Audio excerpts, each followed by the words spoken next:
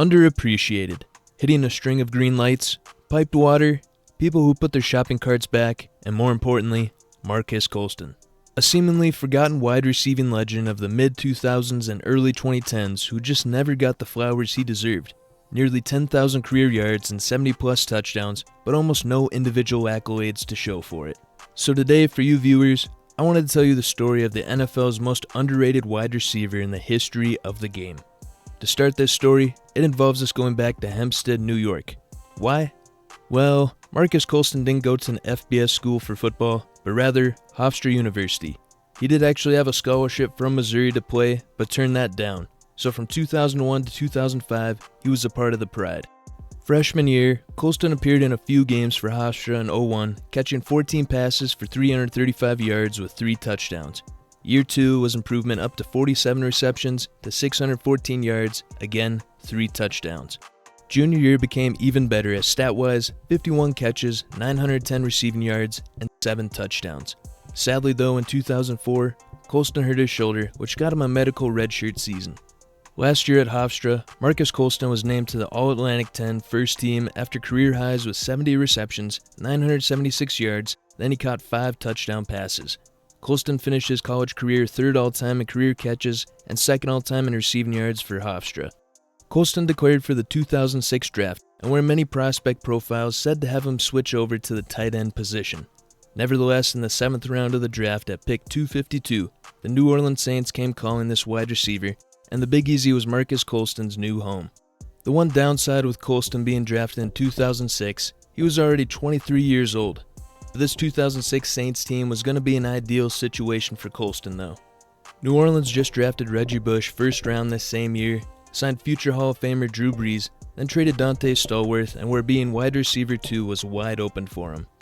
And indeed, this year was a great year for Colston. Playing in 14 games for the Saints, Colston became one of the few rookies at the time to record over 1,000 receiving yards in a season.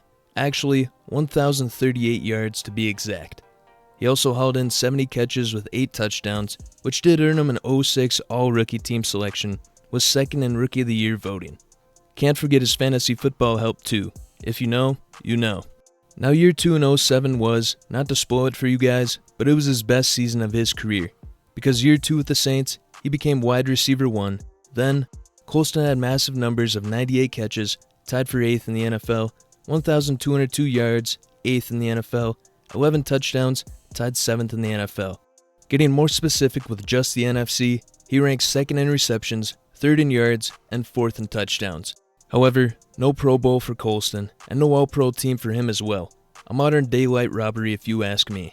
2008 was a drop in stats season, but because in week 1, he broke his thumb and was essentially out for 6 games this season.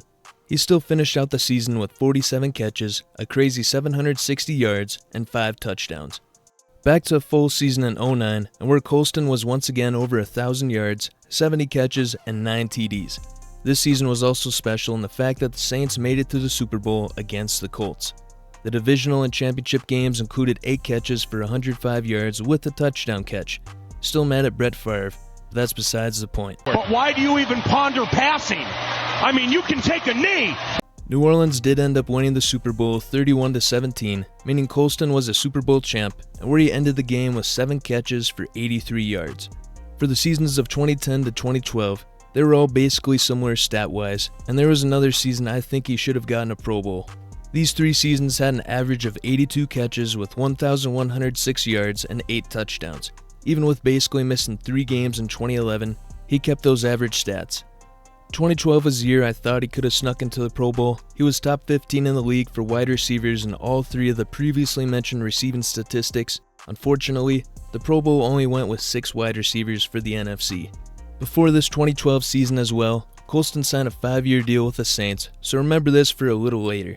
2013 and 14 were some seasons where Colston was now seen more as a number 2 option for the Saints. Obviously, 2011, he was also a number 2 option after Jimmy Graham's then historic season, but these 2 years he was solidified as that. Not to say these seasons were bad, as in 2013 he had 75 catches with 59 in 2014, then 943 yards in 13 to 902 in 14, also having 5 touchdowns in both seasons.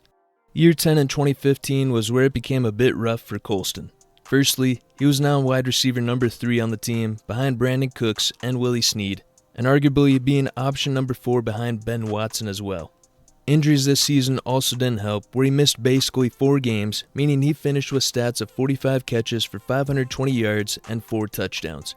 In March of 2016, on the final year of his 5-year deal that I mentioned prior, the Saints cut Colston to save some money, and where Colston went unsigned for the 2016 season.